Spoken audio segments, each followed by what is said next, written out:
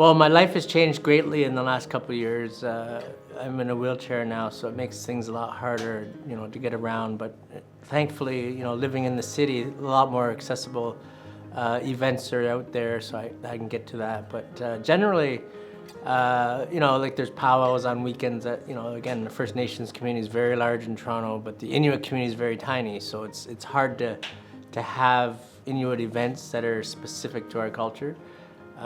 But a lot of Inuit do attend many, events that are in Toronto that I do as well now that I'm able to. I used to go out a lot on the weekends, but nowadays on the weekends I usually stay home and do my cleanups, and that's what I do. I stay home and watch internet and do my own little thing. I meet up with friends or go to shows, or stay in. Or this weekend, I have a cottage rented with a group of friends near Tremblant, so I'll go snowboarding.